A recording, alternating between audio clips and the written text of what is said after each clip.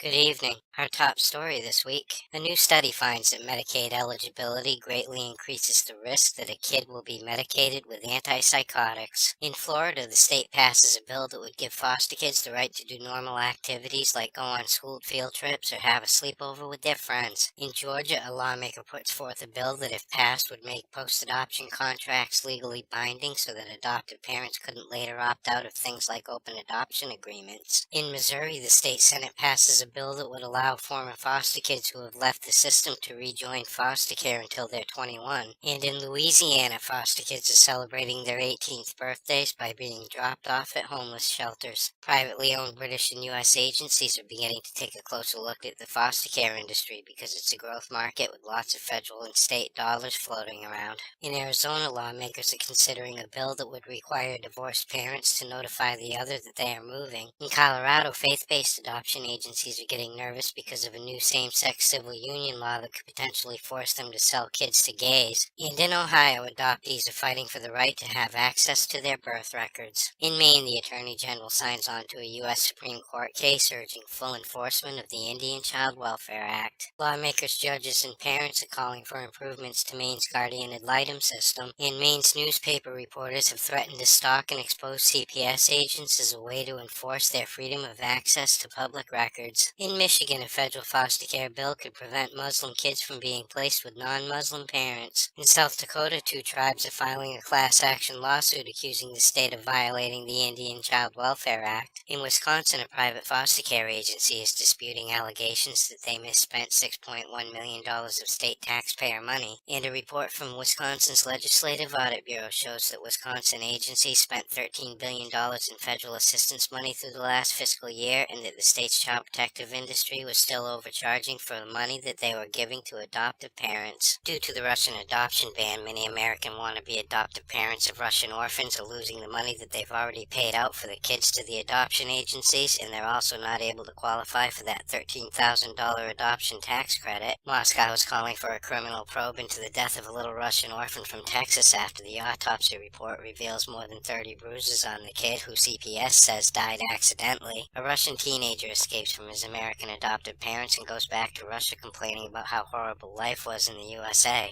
And Vladimir Putin orders a ban on adoptions to lesbian, gay, bisexual, or transgendered foreign couples. In Cambodia, an orphanage which was run by a Christian group is shutting down amid allegations of abuse and human trafficking. In France, thousands march against a bill that, if passed, would have given same-sex couples the right to get married and adopt children. Slovakia halts foreign adoptions to Italy after reports on 72 of their adopted orphans go missing. In Scotland, a social worker who lost her job after running off with a 16-year-old resident of a group home she was working at is now planning to marry him. In New Zealand, a couple of foster parents are facing an abuse trial for 38 charges, including scrubbing their foster kids with a wire brush. And two New Zealand foster parents have escaped jail sentences after a 2-year-old in their care almost died from hypothermia after being subjected to cold showers. In Canada, a new study reveals that kids who live in homes where marijuana is growing have no adverse health effects. The Canadian Human Rights Tribunal hears how Ottawa has been neglecting Indigenous children by underfunding Aboriginal child welfare systems. The Windsor-Essex child protective industry terminates 18 CAS agents after a round of budget cuts. And a woman who was impregnated by her foster father 30 years ago felt let down by the court because he only got 2 years of house arrest. In Australia, the Northern Territories doesn't want to apologize for their role in the forced adoption scandal, then considers changing their mind. Australian mothers who were apologized to now feel betrayed after being legally banned from contacting their stolen children.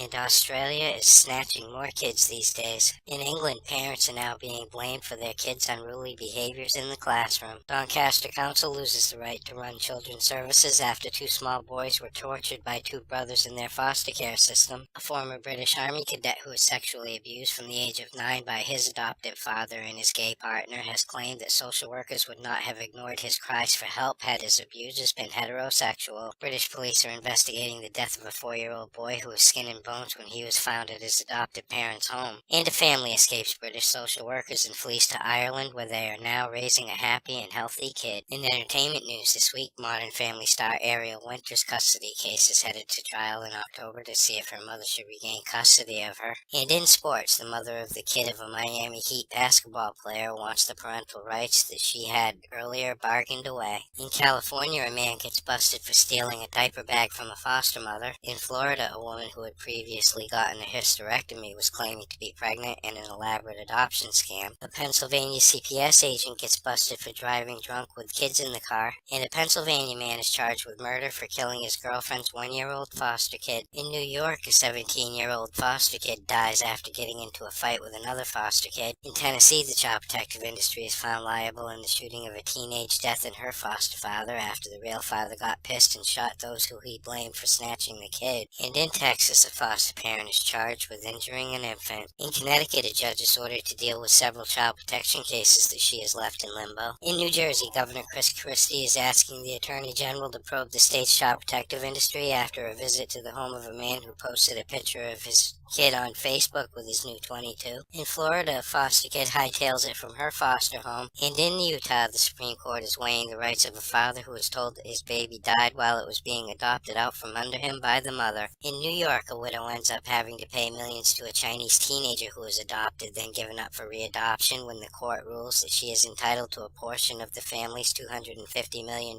estate. A New York lawsuit is revived regarding a 1994 fire that was set by a 6-year-old foster kid and which killed the foster parents and his sister, and who wasn't removed despite prior concerns that he was a danger to the foster family. A New York judge gives a kid back to the mother despite objections from CPS agents. And finally, tonight in West Virginia, a couple is accused of threatening state troopers and CPS agents who are trying to snatch their kids. For these stories and all the latest dirt on the child protective industry, visit www.legallykidnapped.com. And until next week, this is Baby LK, over and out.